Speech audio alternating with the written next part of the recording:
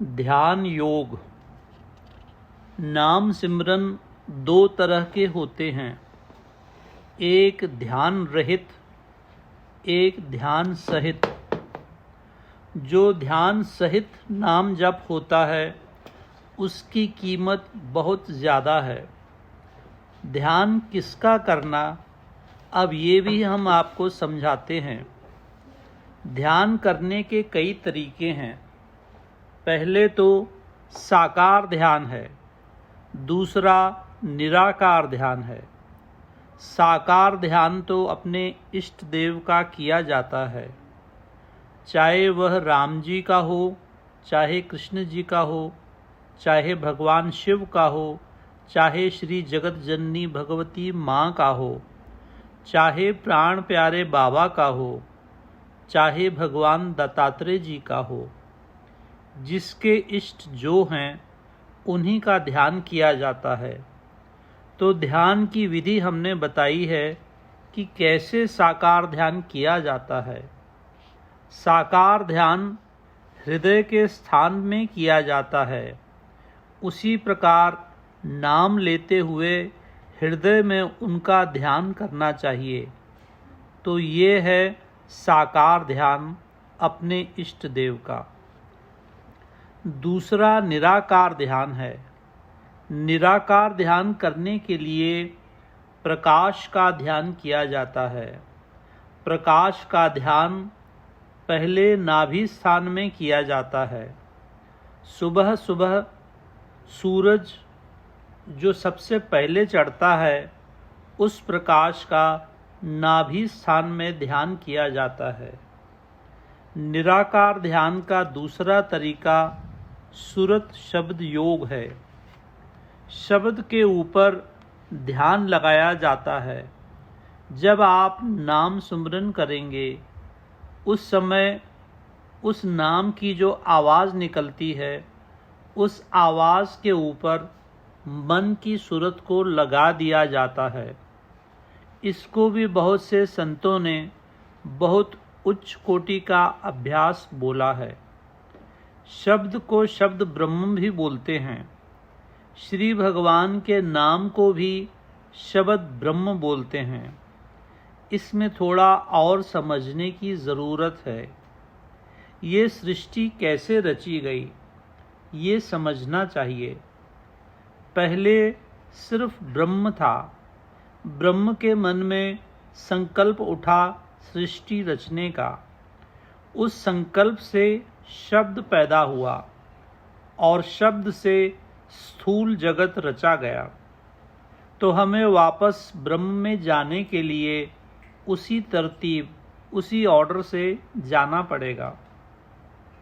सिर्फ स्थूल जगत से शब्द में जाना पड़ेगा। शब्द में से होते हुए ब्रह्म में जाना पड़ेगा। बाइबल में भी ऐसा ही जीसस क्राइस्ट ने बोला है। First there was the word and the word was God. पहले केवल शब्द था और शब्द भगवान था। शब्द ब्रह्म की बड़ी महिमा है। जिसको ये रास्ता प्रिय लगे वो शब्द के ऊपर अपनी सूरत लगाकर उसके ऊपर ध्यान लगा सकता है। यहाँ पर भी आप में से कई लड़के ऐसा कर रहे हैं। हम हर प्रकार के ध्यान का तरीका बताते हैं। जिसको जिस तरह की सुविधा होगी वो उसी प्रकार से भगवान का ध्यान कर सकता है। उसी तरह से अपने मन में या जिस जिस स्थान पर उसको अच्छा लगे वहाँ ध्यान कर सकता है। श्री गुरु नानक देव जी ने कहा है कि भंग पोस्त व मद सब उतर जात प्रभात, नाम खुमारी नानका चढ़ी रहे दिन रात। आपने श्री गुरु नानक देव जी की तस्वीर देखी होगी, जगह जगह लगी रहती है।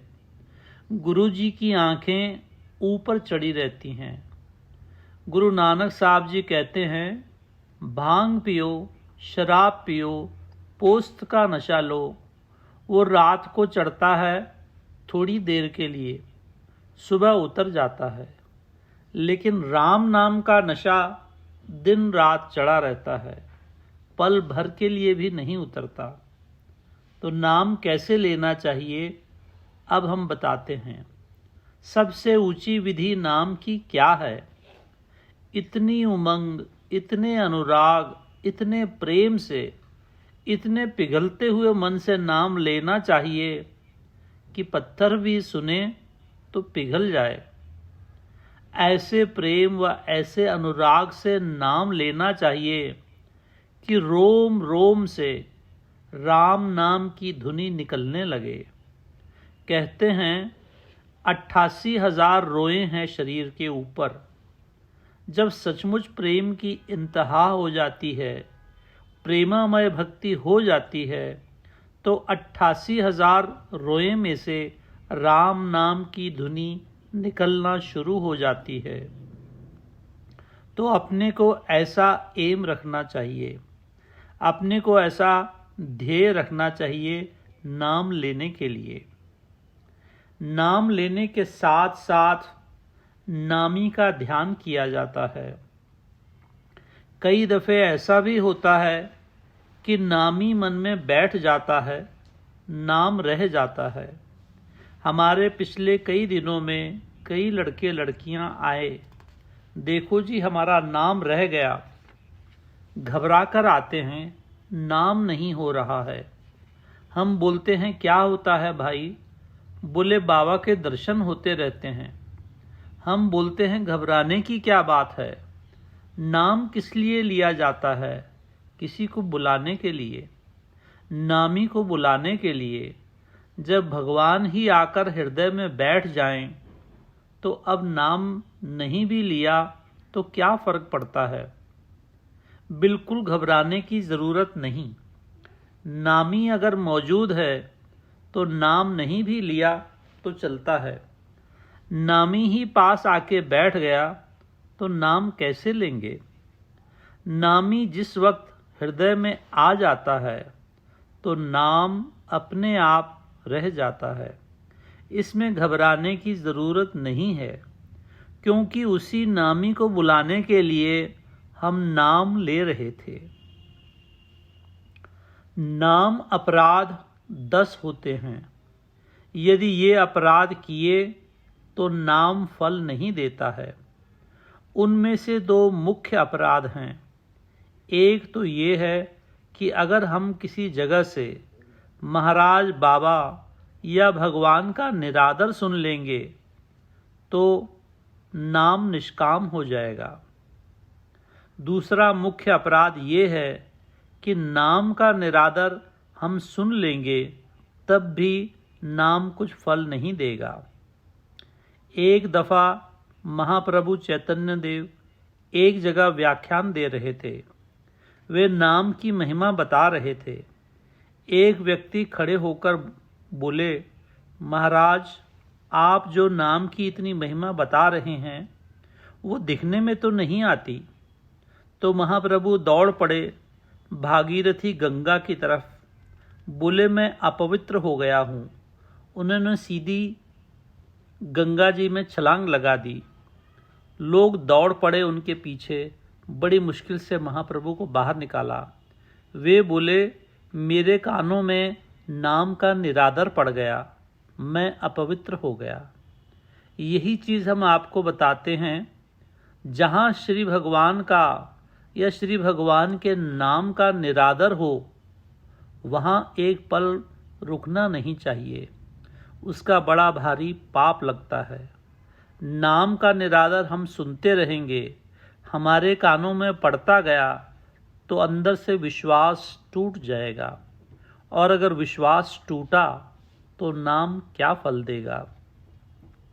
गुरु अर्जुन देव जी बोलते हैं, जिस वखर को लैन तू आया, राम नाम संतन घर पाया। कि जो सौदा लेने तू इस संसार में आया है वो सौदा है राम नाम का। फिर बताते हैं कि वो सौदा मिलता है किस दुकान पर। कहते हैं कि वो मिलता है संतों की दुकान पर। इसलिए तेरे को राम नाम का सौदा लेना है तो संतों की दुकान पर जा, वहाँ वो सौदा मिलेगा। राम नाम से जिनको प्रेम हो उन्हें गुरुजनों के पास जाना चाहिए, ये सौदा वहीं से मिलेगा। फिर गुरुमुख से जो राम नाम दिया जाता है, गुरुमुख से नाम लेके जो नाम जपा जाता है, सिमरन किया जाता है, उसकी 100 गुना अधिक महिमा होती है। गुरु महाराज ने उस मंत्र की शक्ति से भगवान को पाया है और वो शक्ति गुरु परंपरा से चली आ रही है। वो गुरु शिष्य को प्रदान करते हैं। तो गुरुमुख से मंत्र लेकर जो नाम सिमरन किया जाता है उसकी 100 गुना अधिक महिमा है, क्योंकि उस नाम के साथ गुरु महाराज की शक्ति काम कर रही है। इस बात को भी ध्यान में रखने की बड़ी ज़रूरत है। महापुरुष नाम के बारे में क्या बताते हैं वो सुनो। सुखमणि में बोलते हैं, सो पंडित जो मन पर बोधे, राम नाम आत्म में शोध है। ये ज्ञानी के लिए है। ज्ञान मार्ग पर चलने वाले के लिए गुरु साहब बताते हैं कि ज्ञानी वो है, पंडित वो है जिसके मन में ज्ञान है। राम नाम आत्म में शोध है, अर्थात भगवान का जो नाम है वो अपनी आत्मा में मिला दे। हम आगे भी आपसे बोले कि नाम सिमरन करने के लिए सबसे ज़रूरी बात ये है कि इस बात का ध्यान रखना कि हम उस भगवान का नाम ले रहे हैं जो बैकुंठ में बैठे हैं, जो त्रेता में राम रूप से प्रकट हुए हैं, द्वापर में कृष्ण रूप से प्रकट हुए हैं। सो ही हमारे अंतरंग में, हमारे हृदय में मौजूद हैं। हम उस भगवान का नाम ले रहे हैं जो हृदय में विराजमान है। ये भाव यदि नहीं रहा तो नाम पूरा फल नहीं देगा। उस भगवान का नाम ले रहे हैं जो हमारे हृदय में मौजूद है। तो गुरु साहब क्या बोलते हैं, राम नाम आत्म में शोध है, अर्थात जिसका नाम ले रहे हैं उस भगवान का जो हमारी अपनी आत्मा में है, हमारे से अलग नहीं। 2 तरह की उपासना होती है, एक भेद उपासना, एक अभेद उपासना। भेद उपासना क्या है? श्री भगवान अपने से अलग हैं ये मानकर उपासना करना भेद उपासना है। लेकिन उससे जो दूसरी उपासना है, अभेद उपासना, वो बहुत ऊंची उपासना है। वो क्या है? भगवान हमारा असली अपना आप ही हैं, हमारी आत्मा ही हैं, हम उन्हीं के अंश हैं, हम उनसे अलग नहीं हैं। सागर में जो बूंद होती है वो सागर से कभी अलग नहीं होती, सागर में ही रहती है, सागर से कभी अलग हुई ही नहीं। ऐसे ही हम भगवान से कभी 1 सेकंड के लिए भी अलग नहीं हुए, भगवान का अंश हैं। ये अभेद उपासना है। हमारी आत्मा ही परमात्मा है, हमारी आत्मा ही ब्रह्म है। यदि हमने अपने आप को पा लिया, हमारा जन्म मरण का चक्कर उसी दिन अपने आप खत्म हो गया। एक और विधि गुरु अमरदेव जी बताते हैं। वो क्या बोलते हैं? घट में ज्योत, ज्योत में शब्द, शब्दे रयो समाई। इसका क्या मतलब है? हमने थोड़ी देर पहले बताया था कि ब्रह्म से शब्द निकला, शब्द से ये स्थूल जगत रचा गया।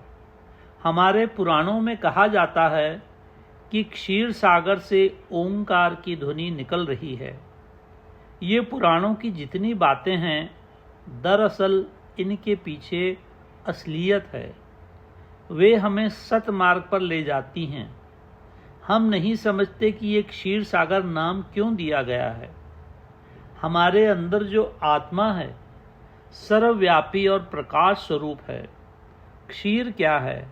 यह सफ़ेद रंग का होता है और आत्मा का प्रकाश भी सफ़ेद रंग का होता है। बोलते हैं कि क्षीर सागर से ओमकार की ध्वनि निकल रही है, क्योंकि इस ब्रह्म के ऊपर 3 शक्तियां सदा काम कर रही हैं। एक जो अनेक कोटि संसार को रच रही है, वो शक्ति ब्रह्मा जी की है। दूसरी कोटि ब्रह्मांडों का जो पालन कर रही है, वो शक्ति विष्णु भगवान की है। तीसरी जो कोटि ब्रह्मांडों का संहार कर रही है, वो शक्ति शंकर भगवान की है। ब्रह्म के ऊपर जो इतनी भारी 3 शक्तियां काम कर रही हैं, उनके कार्यों से एक आवाज़ पैदा हो रही है। कोई भी जगह जब कुछ हरकत होती है, कुछ हलचल होती है, तो आवाज़ होती है। मोटर गाड़ी हवाई जहाज जब चलता है तो आवाज़ होती है। हम जरा भी हिलते डुलते हैं तो आवाज़ होती है। ये 3 शक्तियां जब ब्रह्म के ऊपर इतने महान रूप से काम कर रही हैं, तो ब्रह्म के ऊपर से एक आवाज़ निकलती है और वो आवाज़ ओमकार के रूप में आ रही है। उसको योगी लोग, ज्ञानी लोग अपने अंदर में सुनते हैं, क्योंकि वो सारे ब्रह्मांड में हो रही है, पूरे ब्रह्म में हो रही है और ब्रह्म का अंश हमारे अंदर भी है, हर एक जीव में है। तो जो ओंकार की आवाज़ है वो सबके हृदय में पहुंच रही है, हर एक के हृदय में पहुंच रही है। इसीलिए कहा जाता है कि पहले नाम बोला जाता है, पीछे नाम सुना जाता है।